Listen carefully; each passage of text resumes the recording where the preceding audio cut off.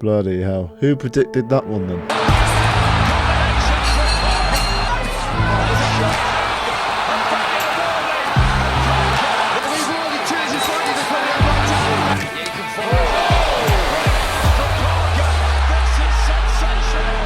Sometimes life does not pan out the way you expect it to. Have you ever been so close to success and glory? Doing everything in the right steps, being in the prime of your life and being only inches away from gold? You did everything right.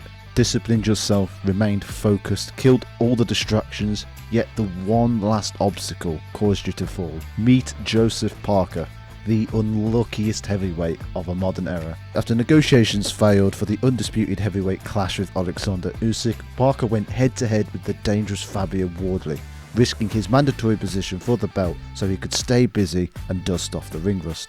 Heading into the fight as the overwhelming favourite due to his incredible run of form against the top heavyweights such as Zhang, Okoli and Wilder, or what's left of him, Parker was expected to comfortably beat Wardley. However, defying all the odds where most pundits expected Wardley to lose in dramatic fashion, he pulled off one of the largest upsets of the year.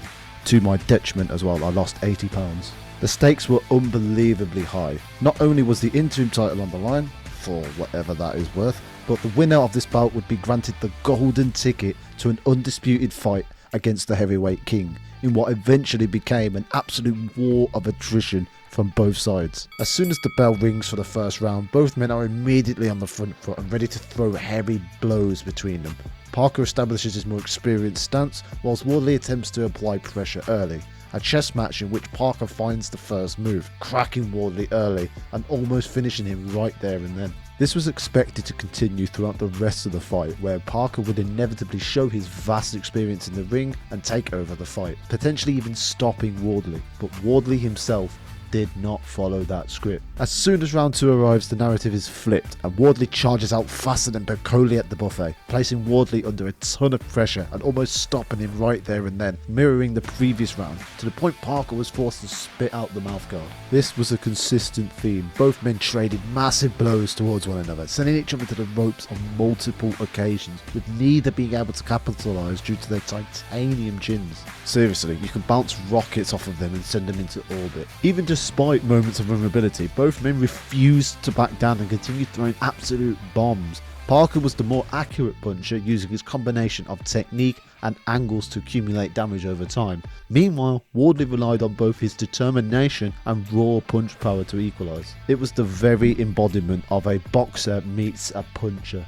Now Parker was starting to run away with this fight. The levels were starting to show, with Parker's experience and skill set outshining Wardley on numerous occasions throughout the rounds. Shadows of the Justice Huni fight played out again, Wardley falling further and further behind on the scorecards. Just as Parker was expected to finish the fight to a wide, albeit competitive decision, Wardley returns to the ashes and lands flush directly onto the chin of Parker, sending him stumbling to the ropes. A flurry of heavy punches soon followed, eventually causing the referee to step in and stop the fight, awarding a technical knockout victory for Fabio Wardley. But we probably should address the elephant in the room. Yeah, there's been a lot of controversy on the stoppage conducted by Howard Foster, many pundits commenting on how early the fight was stopped, myself included.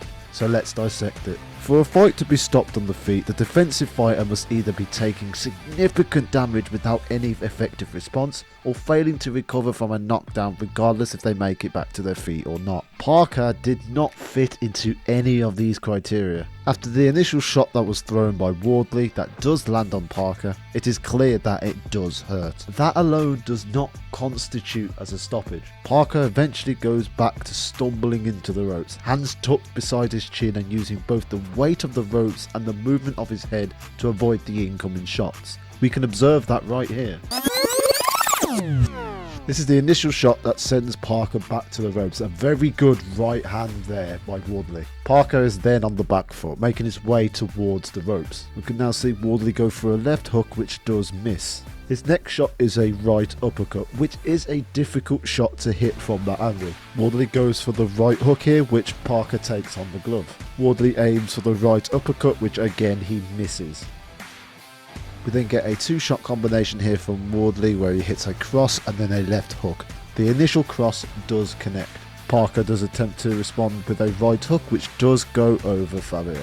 Fabio responds with a right hook of his own, which Parker does manage to maneuver underneath and move to his right. Another 2-shot combination here is thrown by Wardley, an uppercut and a left hook. Again, both do not connect.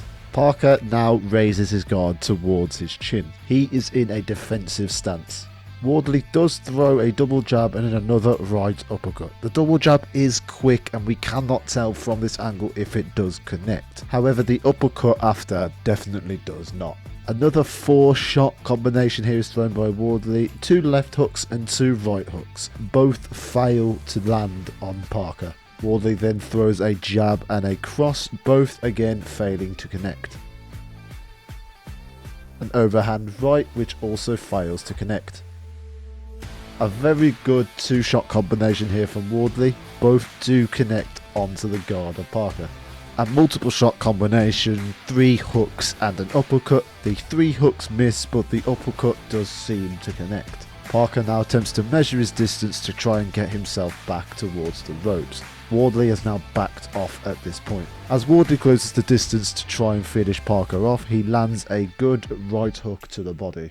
Another overhand right is thrown, which Parker does dip beneath. A rather fatigued overhand right is thrown by Wardley again, which Parker manages to take on the glove. Another 2-shot combination from Wardley, a left hook and a right uppercut. Parker slips underneath the left hook, but the uppercut does land as a result. 2 rather uncommitted shots here by Wardley, both again miss Parker. Parker does fire back here with a left hook of his own, indicating that he is responding. Parker does attempt to initiate the clinch, which Wardley does manage to get out of. Very good inside work. After sliding himself out of the clinch, Wardley does throw a right hook, which does land. Parker increases the distance between him and Wardley by taking a few fatigued steps back to the ropes. Parker now returns to a high guarded stance, re-establishing his defensive position. Wardley returns and fires a 2-shot combination, a right uppercut and a left hook. Both are taken on the glove of Parker. One final right cross is thrown by Wardley, once again taken on the glove. This is the shot that ended the fight. This analysis is significant as there's a very low percentage of Wardley's shots that do actually land. Whilst Parker was hurt and was damaged, didn't do himself any favours for walking backwards, he was not actually connecting. Whilst Parker was in a lot of bother during this moment, I do not believe this position constitutes as a stoppage. Parker is still defensively responsible, either taking shots on the glove or using lateral movements to avoid the heavy hooks. And the ones that do rarely pass, Parker manages to ride these. Howard Foster should have let this continue. This stoppage was early as there was still an opportunity for Parker to escape this situation. But also, the moment was taken away from Wardley as well. Whilst we most definitely could have seen a Parker redemption, as shown by his counter-attack prior to the stoppage, we also could have seen a classic Wardley finish. This is the same man that punched a crater into Fraser Clark's head. He punches very hard, much harder than the audience can perceive, yet Parker took them time and time again. There were even multiple moments throughout the fight where even Parker had Wardley in the exact same situation that many other referees could have waved off at the time. For how high the stakes were, for how defensive Parker was in hindsight, and the level at which this fight was at, the referee could have most definitely waited just a few more moments before deciding to stop this fight. It paints a heavy injustice onto Parker in my opinion. Wardley could have gone on to stop him regardless, but we would not know, as we were robbed of that moment that was otherwise a fantastic heavyweight brawl. But we know our good Parker. What a gentleman. Doesn't complain or throw a tantrum when things do not go his way. He took that loss like a man, like a true warrior, and he's ready for the next challenge. You have to give it to him. He never shies away from a challenge and is always finding himself in tough and very competitive fights. But this defeat should not be hung in shame. Parker made a brilliant account of himself. Could he have beaten Usyk? Probably not, but he is definitely still at the top of the division. But that does come with some criticisms. I believe he weighed in far too heavy for this fight. At the time of the weigh-in, young Joseph came in at a staggering £262. Whilst not his heaviest, It did not do him any favours. He was winning this fight, but he was getting clipped far too often from as early as the second round. Benefiting from a lighter weight to maintain his more fluid style of faster feet, more like his movements against Zhang and Wilder would have helped him evade more shots. Then we could have looked at an entirely different result. Regardless, Parker has plenty of options following through, with many different opponents that he could take. The front runner being that of a Fabio Wardley rematch. Although both Fabio Wardley and Frank Warren have called for an undisputed shot against Oleksandr Usyk, his reply was not all too keen, nor do I believe that it actually benefits him in any way. Wardley is a scary fighter inside the pocket and one of the hardest hitting heavyweights of this era, but the subsequent lack of experience will reveal a much wider gap in skill. So if negotiations do fail for a Wardley and Usyk clash, the most likely outcome is a vacation of the WBO title, which will be awarded to Wardley. After that instance, I could see the high likelihood of these two fighting again, this time for a world title. That fight would be even bigger due to how thrilling and competitive the first one was, and with the stakes raised even higher. Even without the Wardley rematch, Parker has many different paths he can take.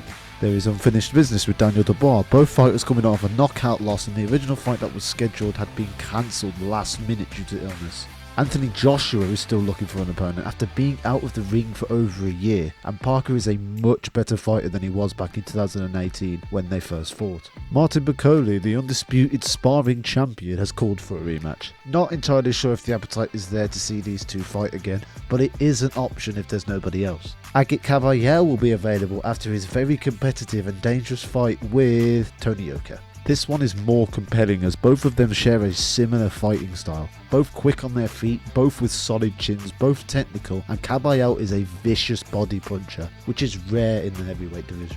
Justice Hooney, coming off a knockout loss to Fabio Wardley himself after schooling him for the entire fight, is there for the taking as well. A very interesting matchup that Parker is more than capable of winning due to Hooney's unfortunately fragile chin. F.A. Ajagba, who should have arguably beaten Mark McConey back in summer, is following the IBF rankings. They are both ranked in the top 10.